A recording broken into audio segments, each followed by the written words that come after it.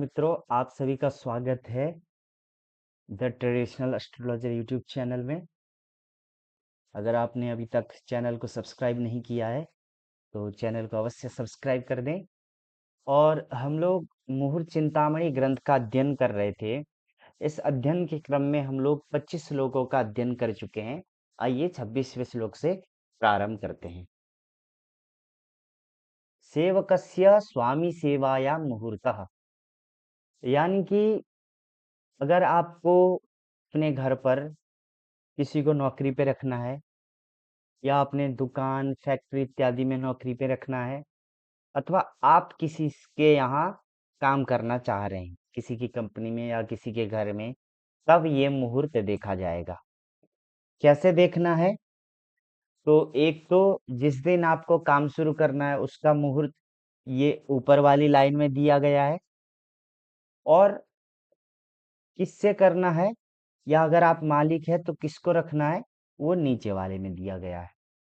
क्षिप्रे मैत्रे वित्सितार्के ज्यवारे सौम्ये लग्नेर के कुजे वा खलाभे योनिर मैत्र्याम राशि पुष्यापि मैत्र्याम सेवा कार्या स्वामिनः सेवकेना।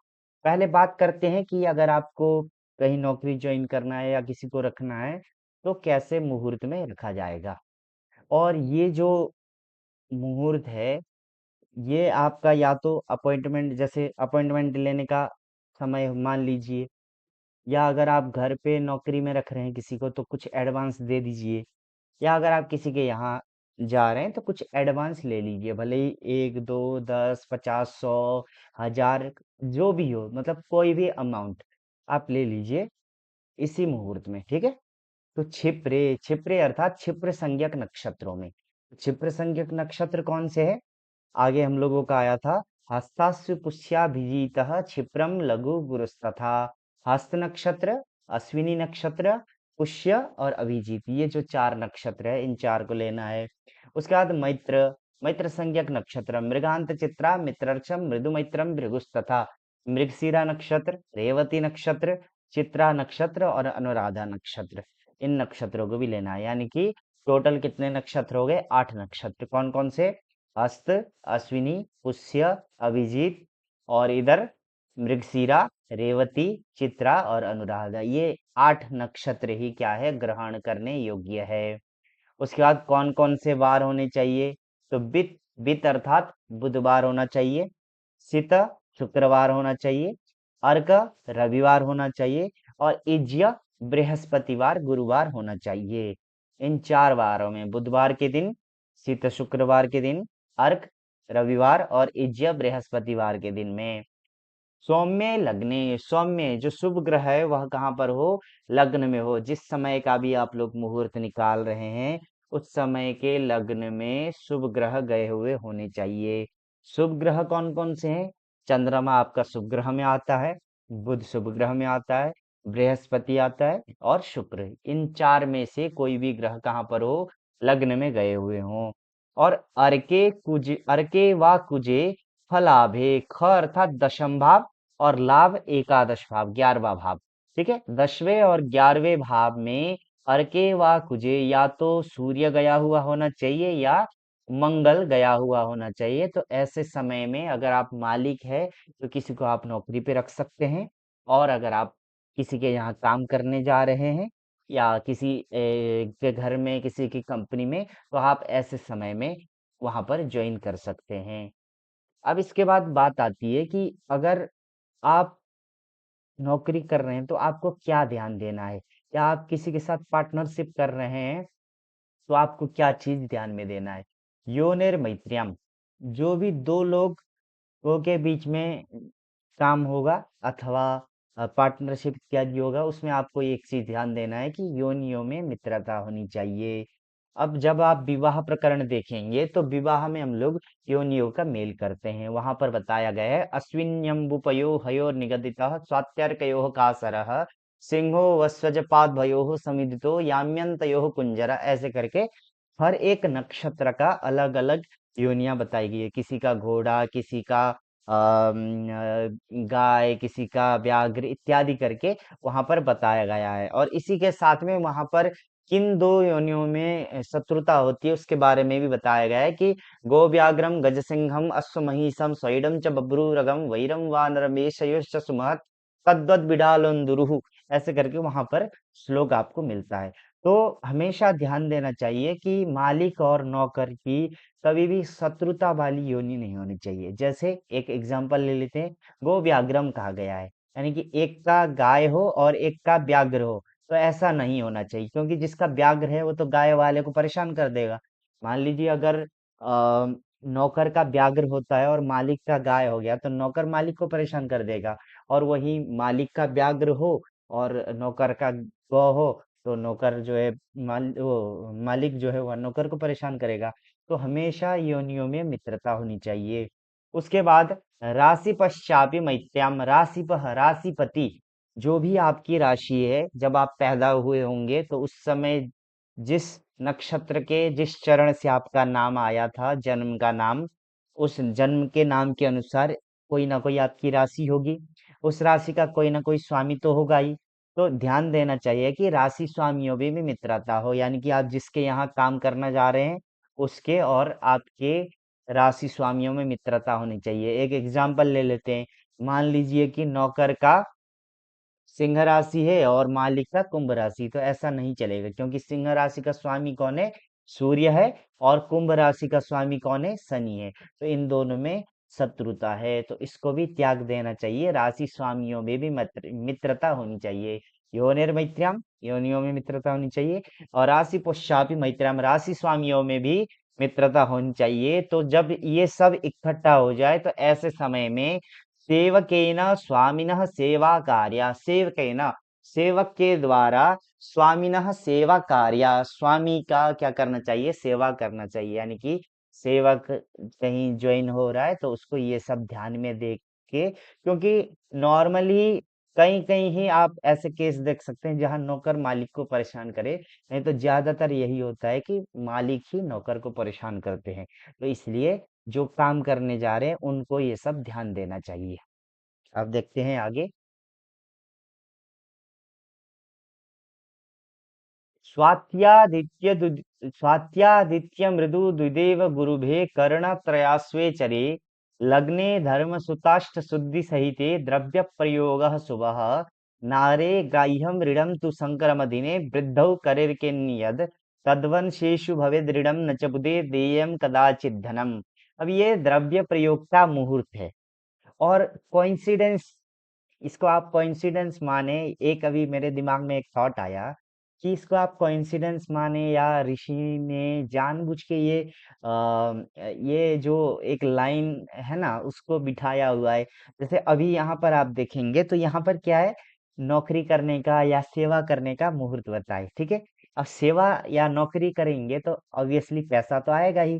पैसा आएगा तो उस पैसे को कैसे खर्च करना है, क्या किसी किसी दिन आपको ऋण देना है, नहीं देना है, लेना है, नहीं लेना है, तो वो चीज इस श्लोक में बताया हुआ है। ये थोड़ा सा इंटरेस्टिंग चीज लगा, है ना। अब देखते हैं कि इस श्लोक में क्या बताना चाह रहे हैं। स्वाति, स्वाति अर्थात स्वाति नक्षत्र। अदिति, अदिति पुनर्वसु। मृदु, मृदु संज्ञक नक्षत्र। मृगांत चित्रा, मित्रर्क्षम, मृदु मैत्रम, मृगुस्तथा। तो मृगशीरा, रेवती, चित्रा और अनुराधा। उसके बाद द्विदेव, दो स्वामी किसके हैं? दो स्वामी है विशाखा नक्षत्र के, तो द्विदेव से हम लोग विशाखा नक्षत्र को लेंगे। गुरु, गुरु मतलब पुष्य, क्योंकि पुष्य नक्षत्र के जो स्वामी है वह गुरु है, तो गुरु भे यानी कि पुष्य नक्षत्रे। और साथ में कर्णात्रयाश्वे चरे, यहाँ पर च हो गया है, इसको वह कर लेते हैं हम लोग। कर्णात्रयाश्वे चरे, कर्णत्रय, कर्ण से तीन, तो कर्ण मतलब क्या? श्रवण, कान। तो श्रवण, श्रवण नक्षत्र से त्रय, तीन नक्षत्रों को लेना है, तो श्रवण लेंगे, धनिष्ठा और शतभिषा, इन तीन नक्षत्रों में। और अश्वे अर्थात अश्विनी नक्षत्र में। तो कितने नक्षत्र हुए? स्वाति नक्षत्र, अदिति अर्थात पुनर्वसु, मृदु, मृदु संज्ञक नक्षत्र, द्विदेव विशाखा, गुरु पुष्य, कर्णत्रय, श्रवण, धनिष्ठा, शतभिषा, अश्विनी, इतने नक्षत्र हो गए। उसके बाद चरे लग्ने, जिस समय में चर लग्न हो। चर मतलब क्या? एक, चार, 7 10, 1 4 7 10। या तो लग्न में मेष राशि होनी चाहिए, या लग्न में कर्क राशि होनी चाहिए, अथवा लग्न में तुला राशि होनी चाहिए, अथवा लग्न में मकर राशि होनी चाहिए। चरे लग्ने, चर राशि का लग्न हो, और धर्म सुत अष्ट शुद्धि सहित।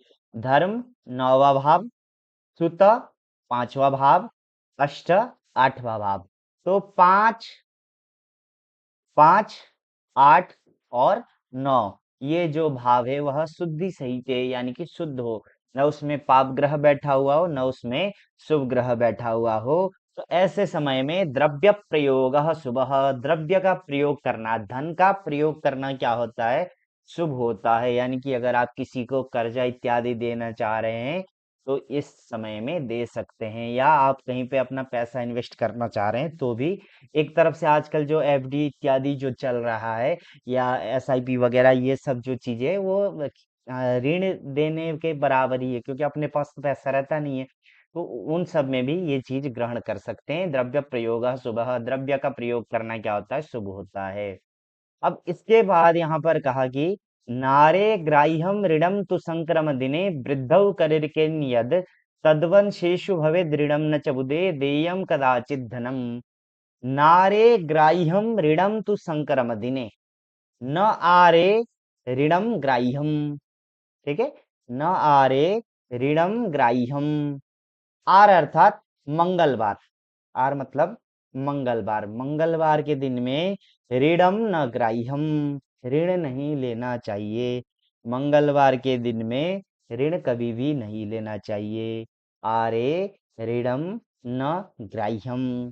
ठीक है, अगर आप किसी से पैसा लेना चाहते हैं उधार, तो कब नहीं लेना चाहिए, मंगलवार के दिन में नहीं लेना चाहिए। उसके बाद संक्रम दिने, संक्रांति का जो दिन होता है, जब सूर्य एक राशि से दूसरी राशि में जाते हैं, तो उस दिन को हम लोग संक्रांति बोलते हैं। वैसे तो हम लोगों में संक्रांति से नॉर्मली मकर संक्रांति बहुत फेमस है, अथवा कर्क संक्रांति, क्योंकि मकर संक्रांति में आपका उत्तरायण लगता है, कर्क संक्रांति में आपका दक्षिणायन लगता है। तो ये दो ही संक्रांति के नाम से फेमस है। लेकिन हमेशा संक्रांति होती है, जब मेष राशि में जाए तो मेष संक्रांति, वृष में जाए वृष संक्रांति, ऐसे करके। तो वो जो संक्रांति का दिन है उसको भी त्याग देना चाहिए। वृद्धौ, वृद्धि जो योग है उसमें भी आपको ऋण नहीं लेना चाहिए। उसके बाद करे अर्के, अर्के करे, रविवार के दिन में जब हस्त नक्षत्र पड़ जाए, हस्त नक्षत्र और रविवार का योग पड़ जाए, तो वैसे अन्ही अर्थात वैसे दिन में भी ऋणम न ग्राह्यम, ऋण नहीं लेना चाहिए। तो ये जो ऋणम न ग्राह्यम है वो हर किसी के साथ यहाँ पर जोड़ दीजिएगा। जैसे आर के साथ भी जोड़ना है, संक्रमण दिन के साथ भी जोड़ना है, वृद्धि के साथ भी जोड़ना है, और रविवार और सूर्य का योग हो, रविवार और हस्त नक्षत्र का योग हो, तो उसको भी इसमें ग्रहण कर लेना है। इनमें ऋण नहीं लेना चाहिए। अगर ऋण लेंगे तो क्या होगा, तो कहा कि तद्वंशेषु ऋणम भवे। तद्वंशेषु, जो जातक ऋण लेता है उसके वंश दर वंश, यानी कि पीढ़ी दर पीढ़ी, मतलब पिता से बेटा, बेटे से उसका बेटा, ऐसे करके पीढ़ी दर पीढ़ी ही वो ऋण चलता जाता है। मतलब आप अगर लेंगे तो आप नहीं चुकता कर पाएंगे, आपका बेटा, फिर उनके बेटे, ऐसे करके पीढ़ी दर पीढ़ी ऋण चलता रहेगा। इसलिए इसमें ऋण को नहीं लेना है। उसके बाद न च बुधे देयम कदाचित धनम, कदाचित धनम बुधे न देयम। बुधे, बुधवार के दिन में, कदाचित धनम न देयम, कभी भी बुधवार के दिन में धन नहीं देना चाहिए। अगर आप किसी को ऋण दे रहे हैं तो आपको बुधवार के दिन में ऋण नहीं देना है, और मंगलवार के दिन में ऋण नहीं लेना है। तो इसको मैं एक बार नॉर्मली भी बता देता हूँ। स्वाति, पुनर्वसु, मृदु संज्ञक नक्षत्र, विशाखा, पुष्य, श्रवण, धनिष्ठा, शतभिषा, अश्विनी, चरे लग्ने, चर संज्ञक राशियां जब लग्न में हो, तो वैसे समय में जब पंचम, अष्टम, नवम भाव में पाप ग्रह और शुभ ग्रह दोनों न हो, तो ऐसे समय में द्रव्य का प्रयोग करना शुभ होता है, धन का प्रयोग करना शुभ होता है। और मंगलवार के दिन में कभी भी धन नहीं लेना चाहिए। जिस दिन संक्रांति हो उस दिन कभी भी धन नहीं लेना चाहिए। वृद्धि योग के दिन में कभी भी धन नहीं लेना चाहिए। और जिस दिन रविवार और हस्त नक्षत्र का संयोग हो उस दिन में भी ऋण नहीं लेना चाहिए। अगर आप ऋण लेते हैं ऐसे दिनों में तो क्या होगा, उसके जो वंश है यानी कि आपका जो वंश है उसमें पीढ़ी दर पीढ़ी ही ये ऋण चलता जाएगा, यानी कि ऋण कभी भी आप पूरा नहीं कर पाएंगे दे के। और कभी भी बुधवार के दिन में आपको किसी को भी पैसा नहीं देना है। अगर आप बुधवार को पैसा देते हैं तो आप ही को नहीं मिलेगा, और मंगलवार को नहीं लेना चाहिए। तो ये चीज हमेशा ध्यान में रखनी चाहिए। आगे देखते हैं। अब आया है हल प्रवहणम। हल प्रवहन का मुहूर्त यानी कि हल जोतना, जो हल चलाना होता है वह कब शुभ होता है। मूलद द्विष मघा चर ध्रुव मृदु क्षिप्रेर्विनार्कम शनिम पापे हीन बलेर विदौ जललवे शुक्रे विदौ मानसले लग्ने देव गुरौ हल प्रवहणम सस्तम सिंहे घटे करका जैढ़ तटे तनौ क्षयकरम रिक्तासु षष्ट्याम तथा। यहाँ पर धटे कर देते हैं। मूल, मूल नक्षत्र, द्विष दो स्वामी वाला विशाखा नक्षत्र, मघा नक्षत्र, चर चरसंज्ञक नक्षत्र, स्वात्यादित्य श्रुति स्त्रीणी चंद्रशापी चरंचलम। स्वाति, पुनर्वसु और श्रवण धनिष्ठा सतविशा, ये जो नक्षत्र है यह चरसंज्ञक नक्षत्रों में आते हैं। ध्रुव उत्तरात्रय रोहिण्यो, मृदु मृदु संज्ञक नक्षत्र, मृगशीरा, रेवती, चित्रा और अनुराधा। और क्षिप्र, क्षिप्र संज्ञक नक्षत्र, हस्ताश्वी पुष्या विजितः। तो इन नक्षत्रों में बिना अर्कम शनिम, बिना यानी कि छोड़ करके, किसको छोड़ना है तो अर्कम शनिम बिना, रविवार और शनिवार को छोड़ करके अन्य वारों में, इन नक्षत्रों में मूल नक्षत्र, विशाखा नक्षत्र, मघा नक्षत्र, चर संज्ञक नक्षत्र, ध्रुव संज्ञक नक्षत्र, मृदु संज्ञक नक्षत्र, क्षिप्र संज्ञक नक्षत्रों में और शनिवार और रविवार को छोड़ करके अन्य जितने बार बचते हैं उन बारों में क्या करना चाहिए, हल चलाना चाहिए पहली बार। और साथ में क्या है, और क्या होना चाहिए तो पापई हीन बलई, पापई जो पाप ग्रह होते हैं, पाप ग्रह कौन कौन से हैं, क्षीणेन्द्वर्क कुजा ही केतु रविजा पापाह सपापश्चवित। ठीक है, नॉर्मली मंगल, सूर्य, शनि, इनको क्या माना जाता है, पाप ग्रह माना जाता है। और साथ में राहु केतु को भी इंक्लूड कर लीजिए। पापई हीन बलई, पाप ग्रह जो है वह कैसे हो, हीन बलई, बल से रहित हो। और विधौ जललवे, विदु अर्थात चंद्रमा, विदु अर्थात चंद्रमा जो है वह जल लवे, जलचर राशि के लवे अर्थात नवमांशे, नवमांश में गया हुआ हो। जलचर राशि के नवमांश में कौन गया हुआ हो, चंद्रमा गया हुआ हो। उसके बाद शुक्रे विधौ मानसले, शुक्र और विदु चंद्रमा, ये जो दो ग्रह है वह कैसे हो, मानसले यानी कि बल से युक्त हो, बलवान हो। और लग्ने देव गुरु, लग्न में कौन हो, बृहस्पति हो। तो ऐसे समय में हल प्रवहणम सस्तम, हल जोतना, जब वर्ष का जो प्रारंभ होगा उस समय में हल जोतना शुभ होता है। ठीक है, ये जो ऊपर के नक्षत्र है इन नक्षत्रों में रविवार और शनिवार को छोड़ करके पाप ग्रह बल से हीन हो, और जो चंद्रमा है वह जलचर राशि के नवमांश में हो, शुक्र और चंद्रमा बलवान हो, और लग्न में बृहस्पति हो। ऐसे समय में हल प्रवहण क्या होता है, सस्तम शुभम, शुभ होता है। और किसको त्याग देना है, किसको छोड़ना है तो कहा कि न सिंहे घटे करका जैन धटे तनौ क्षय करम रिक्तासु षष्ट्याम तथा। सिंह है सिंह राशि, घट कुंभ राशि, कर्क राशि, अज मेष राशि, एण मकर राशि और धट यानी कि तुला राशि। एक चीज ध्यान दीजिएगा, यहाँ पर धट है और यहाँ पर घट है। घट का मतलब होता है कुंभ और धट का मतलब होता है तुला। तो सिंह राशि, कुंभ राशि, कर्क राशि, मेष राशि, मकर राशि और तुला राशि, ये जो राशियां हैं वह तनऊ जब लग्न में होंगे तो ऐसे समय को छोड़ देना है। और साथ में रिक्तासु, रिक्ता तिथियों को भी छोड़ देना है। तो रिक्ता तिथियां कौन कौन सी है, चतुर्थी, नवमी, चतुर्दशी और षष्ठ्याम, षष्ठी तिथि में भी नौ, इस नौ को ला करके लास्ट में जोड़ दीजिए कि सिंह राशि, कुंभ राशि, कर्क राशि, मेष राशि, मकर राशि, तुला राशि, इनका जो लग्न है वैसे समय में, और रिक्तासु 4 9 14 तिथि और षष्ठी तिथि में, ऐसे समय में अगर करेंगे तो क्या होगा, क्षय कर्म, क्षय करने वाला होगा, यानी कि आप खेती करेंगे, खेती का क्या हो जाएगा, नाश हो जाएगा, इसलिए इसको त्याग देना चाहिए, जो लास्ट में बताया गया है। अब इसके बाद कहा बीजोपतिर मुहूर्त, यानी कि जब बीज पहली बार लगाना है तो वो मतलब कैसे समय में करना है। तो कहा कि एतेषु श्रुतिवारुणादिति विशाखोडूनि भौमं विना बीजोक्तिर्गदिता शुभा त्वगुभतोष्टाग्निन्दु रामेन्दवः रामेन्द्वग्नियुगान्यसच्छुभकराण्युक्तौ हलिर्कोज्झिताद् भाद्रामाष्टनवाष्टभानि मुनिभिः प्रोक्तान्यसत् सन्ति च। ठीक है। एतेषु, एतेषु अर्थात पूर्वोक्तेषु, जो इससे पूर्व में कौन सा था, इससे पूर्व में था ये हल प्रवहण वाले। हल प्रवहण में जितने भी नक्षत्र बताए गए हैं, इन नक्षत्रों में किस किस नक्षत्र को छोड़ना है और किसको लेना है वो बता रहे हैं। तो श्रुति, श्रवण नक्षत्र को छोड़ देना है। वारुण, वरुण मतलब सतविशा नक्षत्र, सतविशा को भी छोड़ देना है। अदिति, पुनर्वसु नक्षत्र को छोड़ देना है। विशाखा नक्षत्र को छोड़ देना है। यहाँ पर जो नक्षत्र बताए हैं, इतने नक्षत्र यहाँ से लेके यहाँ तक, इतने नक्षत्रों में श्रवण को छोड़ देना है, सतविशा को छोड़ना है, अदिति यानी पुनर्वसु को छोड़ना है और विशाखा को छोड़ना है।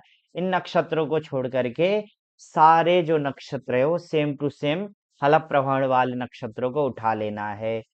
उडुनी और भौमम बिना, उडुनी मतलब नक्षत्राणी, इन नक्षत्रों को छोड़ देना है और साथ में भौमम मंगलवार को भी छोड़ देना है, बिना यानी कि छोड़ करके। बीजोक्ति ही शुभा गदिता, बीजोक्ति, बीज का उक्ति मतलब बीज जो लगाना होता है वो क्या होता है, शुभा गदिता, बीज जो बोना होता है वह शुभ कहा गया है।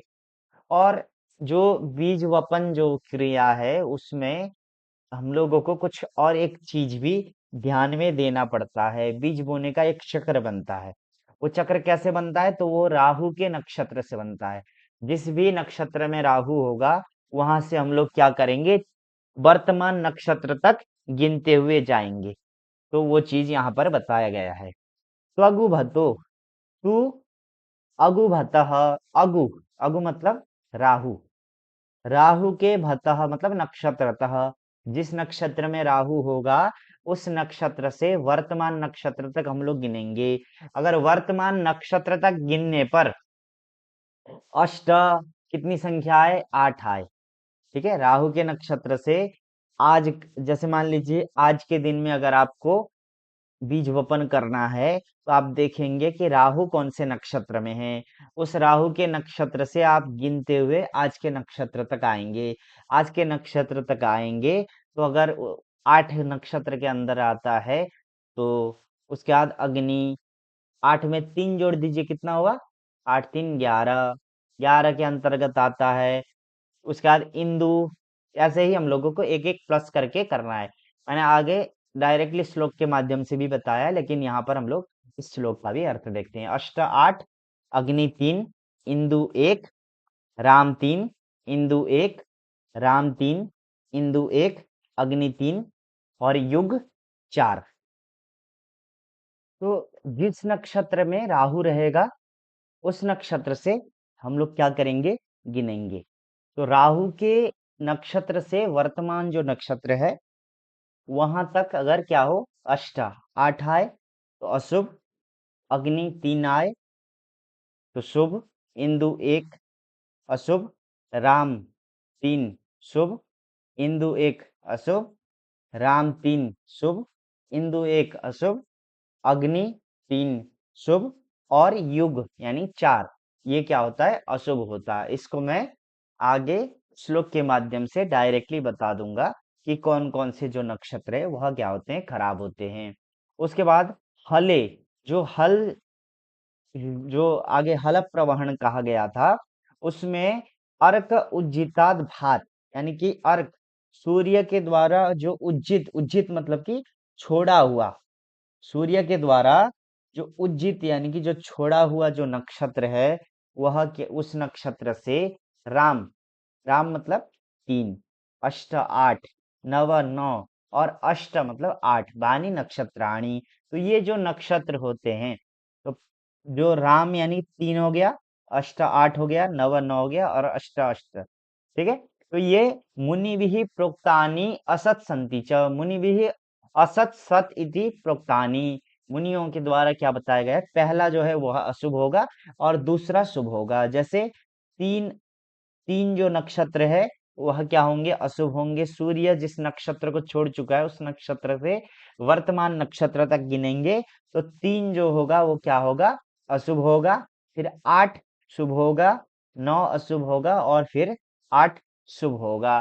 तो ऐसे इसको जानना चाहिए। अब मैं यहाँ पर कुछ चार्ट के माध्यम से भी दिखा देता हूँ। तो ऐसे यहाँ पर मैंने जो ऊपर वाला चार्ट था वो बनाया हुआ है। 8 अशुभ है, 3 शुभ है, 1 अशुभ है, 3 शुभ है, 1 अशुभ है, 3 शुभ है, 1 अशुभ है, 3 शुभ है और 4 क्या है, अशुभ है। इसी चीज को यहाँ पर श्लोक के माध्यम से बताया गया है।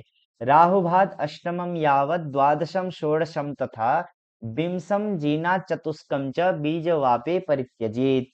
तो राहुभात सूर्य सॉरी जो राहु है, राहु के नक्षत्र से अष्टमम यावत 8वें नक्षत्र तक क्या होते हैं, खराब होते हैं। उसके बाद द्वादशम 12वां जो नक्षत्र है वह, षोडशम 16वां नक्षत्र, विंशम 20वां नक्षत्र और जीना चतुष्कम, जीन यानी कि 24।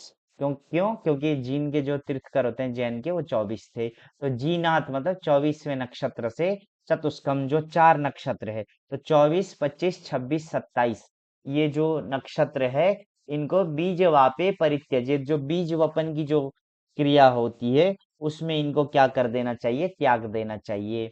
और यहाँ पर सूर्यभात हल नक्षत्र 3 जो है अशुभ, 8 शुभ, 9 अशुभ और 8 शुभ, तो इसको भी इस प्रकार से जानना चाहिए। आगे देखते हैं।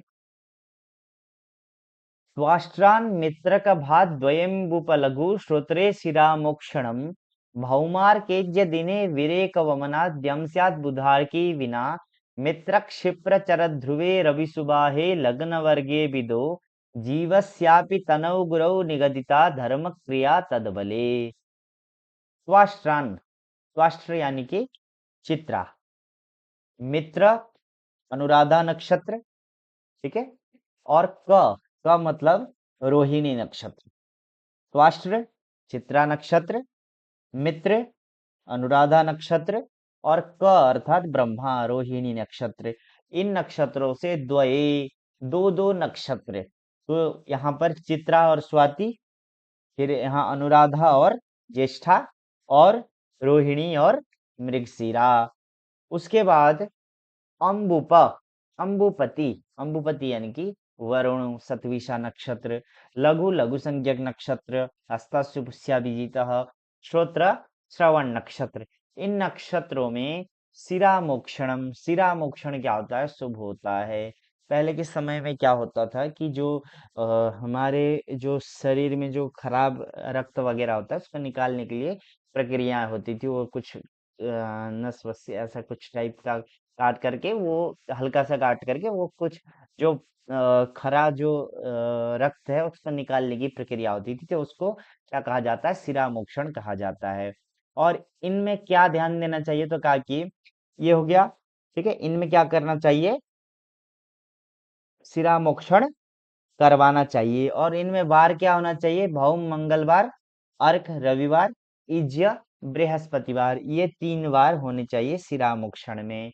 उसके बाद कहा विरेक वमनाद्यम स्यात् बुधार की बिना, बुधार की बिना विरेक वमनाद्यम स्यात्, बुधार की बिना बुधवार और अर्की शनिवार को बिना अर्थात छोड़ करके अन्य वारों में विरेक वमनाद्यम, विरेक जो विरेचन यानी कि जो पेट इत्यादि से संबंधित जो बीमारी होती है उसके सही के लिए दवा इत्यादि का ग्रहण करना, और वमन जो है वह उल्टी इत्यादि करवाने के लिए जो दवा इत्यादि ग्रहण किया जाता है, वो सब जो कार्य होते हैं वो कब करने चाहिए, तो इन ही जो ऊपर कहे गए जो नक्षत्र है इन नक्षत्रों में और बुधवार और शनिवार को छोड़ करके अन्य वारों में विरेचन और वमन क्रियाएं करनी चाहिए।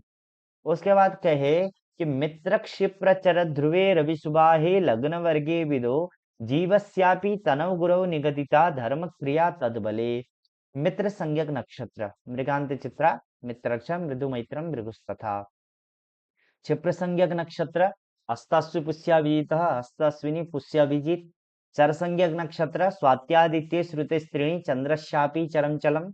ठीक है। और ध्रुव उत्तरात्रय रोहिणी। इन नक्षत्रों में रवि सुबाहे रविवार और शुभवार में रवि सुबह अह मतलब दिन, तो रवि सुबाहे रविवार के दिन में अथवा शुभवारों के दिन में लग्न वर्गे विदो जीवस्यापि। लग्न वर्गे विदो जीवस्यापि, जो लग्न वर्ग है वो किसका होना चाहिए? विद बुध अथवा बृहस्पति का होना चाहिए।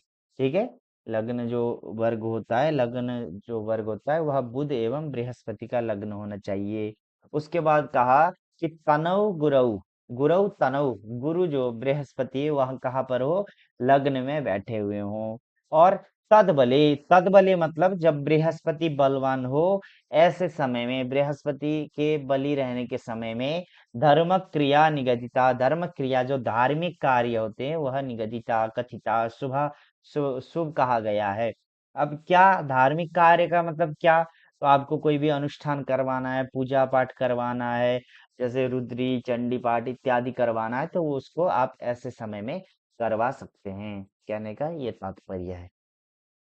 तो आज के लिए हम लोग इतना ही कक्षा करते हैं, फिर अगले कक्षा में आपसे मुलाकात होगी। हर हर महादेव।